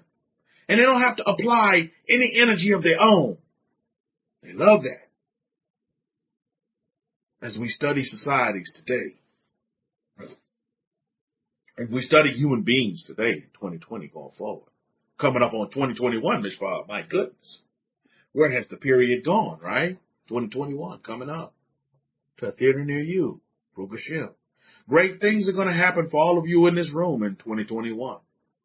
You're going to grow exponentially. You're going to multiply tremendously. You're going to live a life of abundance in 2021 going forward. Doors that were closed will be open for you in 2021 going forward.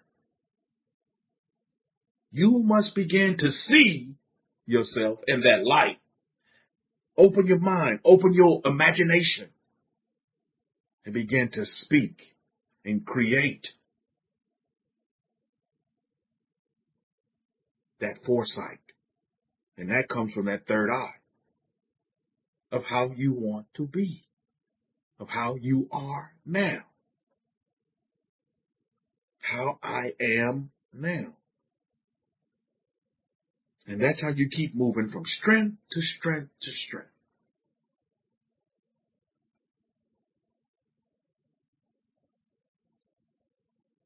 So we talk about our role and our place in the world. And we all have a role and place, wherever you may be, to the four corners of this earth. Wherever your dispersion, wherever the powers of Israel may have set you and placed you, it truly is important.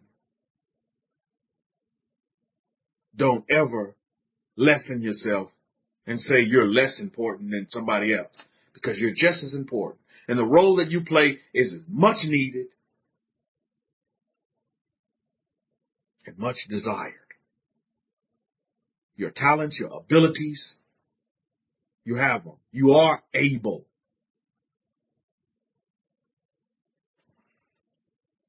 I was telling this, I'm in Little Mexico down here in San Antonio, and I like to tell these to people. They say, well, I'm just a Mexican. I said, that's right. You're a Mexican. You're not a Mexicant. You're a Mexican. You see, you have to infuse life into some folks, because some folks just don't have it. Yet they do see, yet they're blind. They're blinded to life.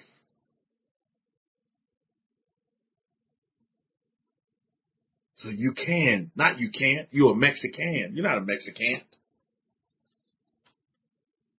You can do anything that you desire to do.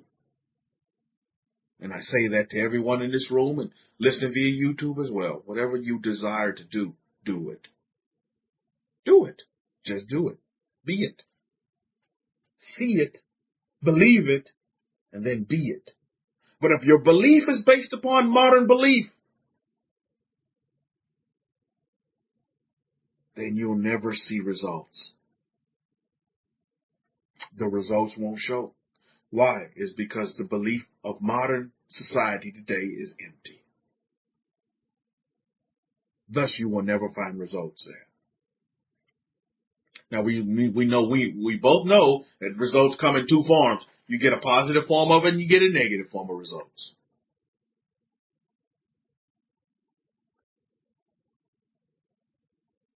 And for me, the negative results mean that I just need to go back and retweak some things, maybe change some things up, come with a new strategy, come with a new technique, and then see it through.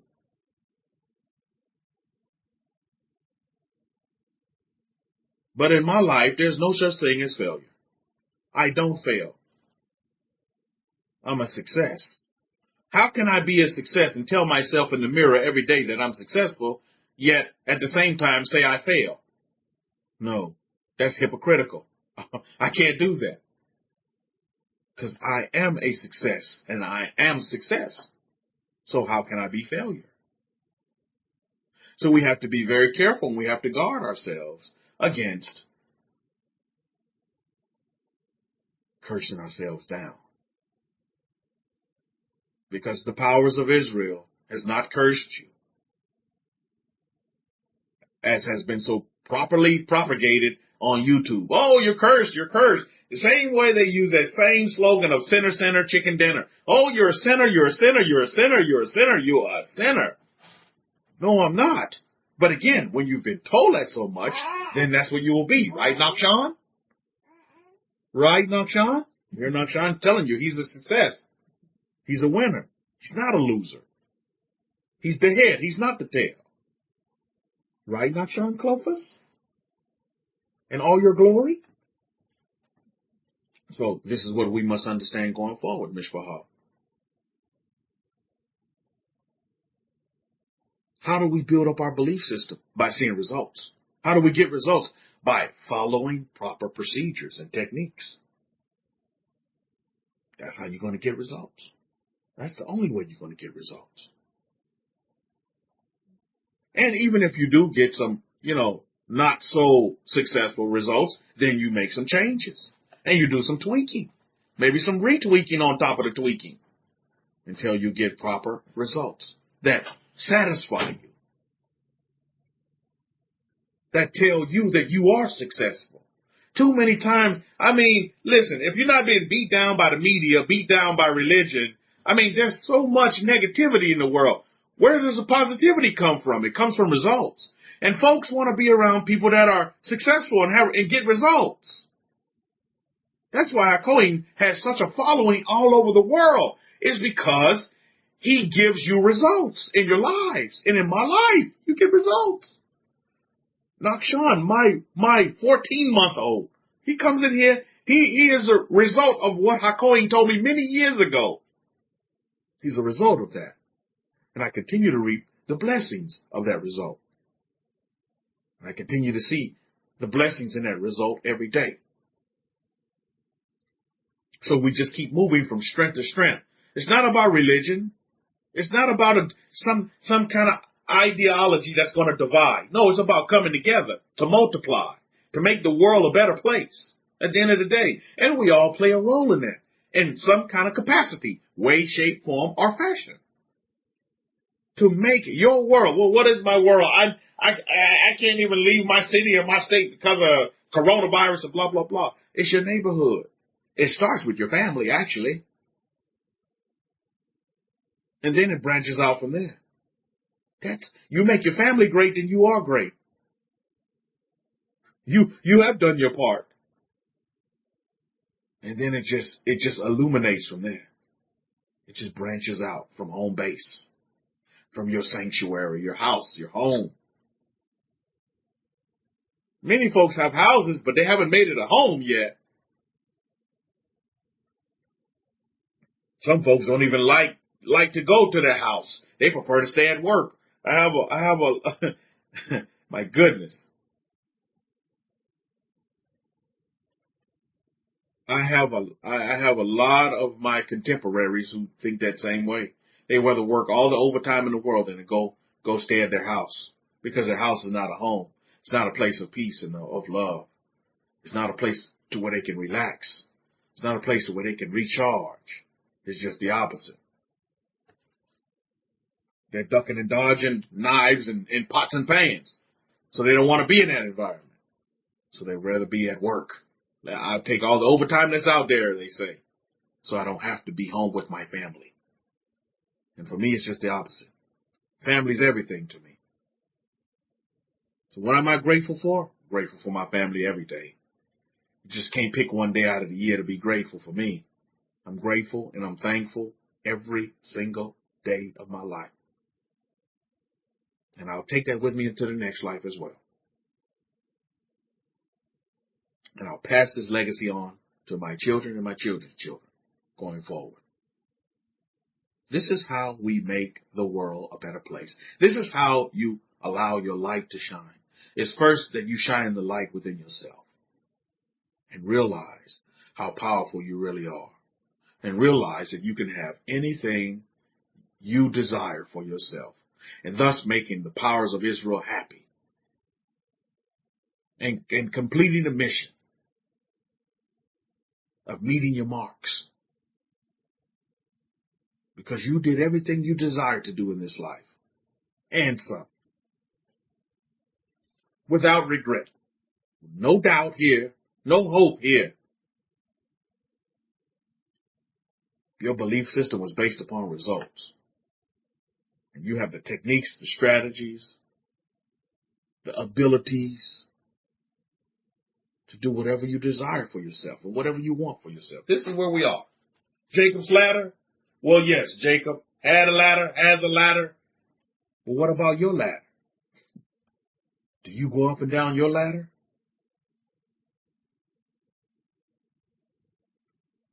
Do you really believe in the promises and the covenants that were made with Jacob, that they apply to you? Well, you say, oh, that sounds good, but I just don't see it.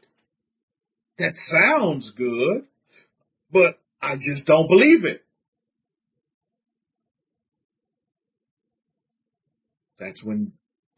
You know what the default is that you haven't connected to yourself yet. Haven't connected in. You're still in that transition from that modern belief empty system to the ancient forever belief system of our forefathers, our matriarchs and patriarchs. That for sure, if anything, that you'll learn from the recorded history that was left behind in what they call the Bible today is that our forefathers, our matriarchs and patriarchs got results. When you take your last breath in this life, let that be said of you as well, and that you say of yourself, is that I lived this life and I got results. I got the positive results that I wanted in this life.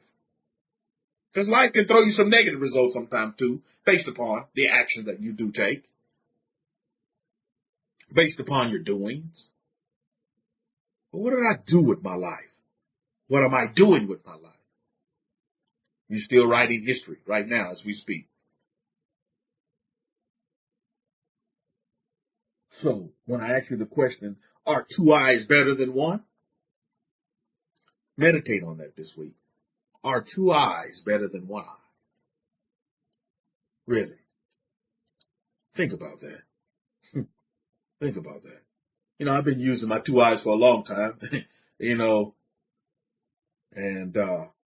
yeah. But now, with that third eye, my goodness. My life and my world has become exactly what I wanted. What I desire for myself, what I dream of, has become real. And will continue to do that. Because I'm getting results. It's results that matter at the end of the day, Mishpachah. It's results that matter. Everything else is pig water to me. Results is what matters. You look at all the successful people, so-called quote-unquote successful people in this world, and I guarantee you, all of them got results. At the end of the day, that was one thing that, you can physically see a physical presentation of a manifestation that they had developed mentally, emotionally, that materialized for them, and they got results. Human beings, let's get results. Let's make results. Let's create results. And we have the ability to do so within ourselves. We have the ability. HaKohen has given us the tools. Rabbi Simon Altaf, he's given us the tools. The Kohen in the gate for the children of Israel.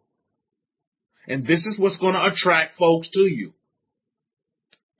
Let's face it, at the end of the day, people are going to be attracted to you because you have a lot of money. You have a lot of material wealth. They like to see that. People like to see that at the end of the day. Well, no, Rabbi, the love of money is the root of all evil. There you go. That's that empty belief system. How many of you have heard that quote that I just said? That the love of money, Rabbi, is the root of all evil. Oh, my goodness. It's up and down, chalk and down. And these are the people. You see, this is the negative belief system. Last time I checked, poor people don't attract people to them. Think about that for a minute. Poor people don't attract people to them. But poor people are attracted to people of wealth, people of sustenance. Why? It's because they long for some of that sustenance. The children of Israel, followers of the forever ways of our forefather Abraham, we have the tools. Like Akoya was telling you, if he just packed up his tools and just kept them to himself and leave them to himself, then yeah, he can do that. You see? Rabbi Zachariah says, bring me that evil money.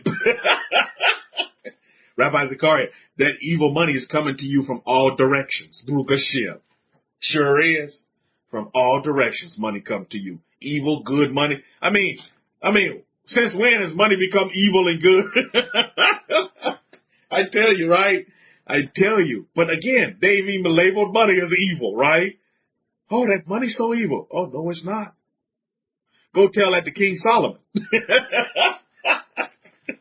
King Solomon will laugh in your face. Believe me, he will laugh in your face. Right on. Divorce says, actually, it's what people do with it based upon their status of their hearts. You know, people with money can do whatever they desire to do with their money. But again, another one of the greatest attractions of human beings is to give. So if you have a lot of money and you're given a lot of money, you see this principle, I'm telling you, this is a principle of the universe. And the wealthy know this, is that the more they give, the more they're going to get. This is a universal principle of the universes. And again, just like we learned with our dimensions teaching today, our 4 dimension teaching today from my Kohen, is that to attract money, you gotta love it. You gotta love money. You gotta have a relationship with money. And you gotta tell money, look, we in this forever. Your relation don't stop with me. It's gonna go to my children and my children's children. Money, we down like 4 flat tires. You see, that's how real it is to me. I'm going to make it real to you. All of you can imagine that one time another probably had a flat tire. That's how down, me and money are down like 4 flat tires. And we're still rolling. You see, you got to have a relationship with money. You can't run around calling money evil and expect money to come to you. You go tell somebody that they're evil all the time and see how many times they come to your dinner party. They're not going to come because you call them evil. Mishpachah, I submit to you, you attract more bees with honey than you will with vinegar. That's been proven and tested. You attract more bees with honey than you do with vinegar. And not only bees, you attract all kind of other insects as well. And then when they taste that honey, believe me, they're going to tell their friends and they're going to come back for more. Be the honey. Be the honey.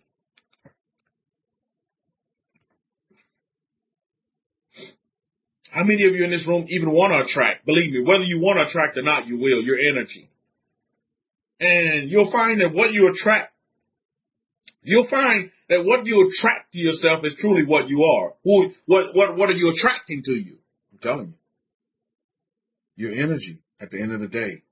You all are energy. Everything on this earth is energy. Made up of energy. Some kind of way, shape, form, or fashion. That's beautiful, but it's real. That's reality. I'm a realist. I'm all about the real world. What are you attracting? Study that this week. Really, really, really pay attention to what's being attracted to you. Not what are you attracted to, but what's being attracted to you. Because you are light, right? So what's being attracted to you? Interesting case study for this week. So in closing, I'm gonna harp on this because, third eye importance is very, very important for us to continue to develop, continue to master. I'm a student of the third eye. And I'm allowing the third eye to continue to teach me. Because, believe me, we're just scratching the surface. Believe me, we're just scratching the surface, Mishpachah. We're just scratching the surface, so let's dive into it. And continue to learn. And continue to get results. And then you'll see people going to flock to you like no man's business. They're going to just come to you. They're going to want to know. Whether they're grabbing onto your zeets or coming to you and hanging on to your coattail, they're going to come to you. or grabbing you by the hand. They're going to come to you. You'll attract them, and they'll come to you. And you help them. Don't discourage them. Help them. Guide them. Infuse in them the gift of life. At whatever level you think there, this is why it's so important that you study, human nature. You be a student of human nature. You cannot be a student of the Torah, the book of life, without studying life itself. Just can't do that.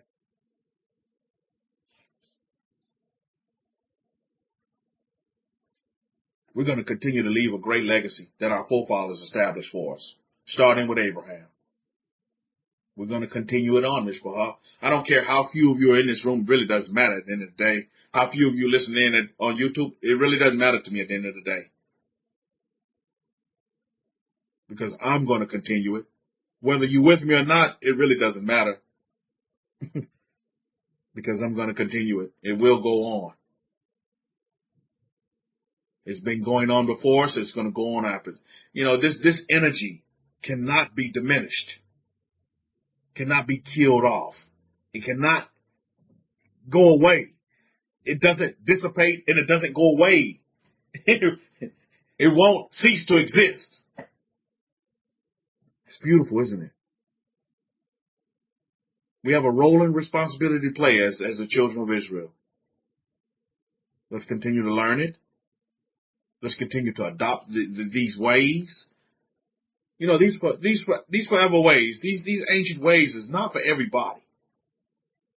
Because they still stumbling and fumbling with, what they've been dealing with for all these periods of their life. Then it's very difficult for them to make that transition. Or the transition, it may take a little bit longer. And some are just not up for the transition at all. They're not ready to wake up. And so be it. We're not here to waste our energy on the have-nots. Because we're too busy having. You can't concern ourselves with the have-nots. Don't put your energy on the have-nots. Because you already have, Israel. You already have. So, I don't need to think to be thankful. I already know what I'm thankful for on a daily basis. Are two eyes better than one? I submit to you. No, that one eye is the best, and I'm just scratching the surface. Two eyes have failed me. The one eye has led me to places that I imagined. I'm not going to say that I never imagined, because that third eye takes me to places that I do imagine, that I do see, that I do visualize. Baruch Hashem. So on that note, I'll wrap it up for the Shabbat, and I'll continue to climb my ladder up and down. Kefa's ladder, Jacob's ladder, Zechariah's ladder, Devorah's ladder, Hadassah's ladder. Let's do the same. Let's all do the same. Don't diminish yourselves, Mishpah. Let's not diminish ourselves. Let's not start feeling sorry for ourselves and get into all of this mumbo jumbo that just prevents you from, self and great relationship with self and meeting your marks and your desires for yourselves and your dreams. Let's not do that. Jacob dreamed, I'm going to dream, and I'm going to continue to dream. So on that note, we'll wrap it up.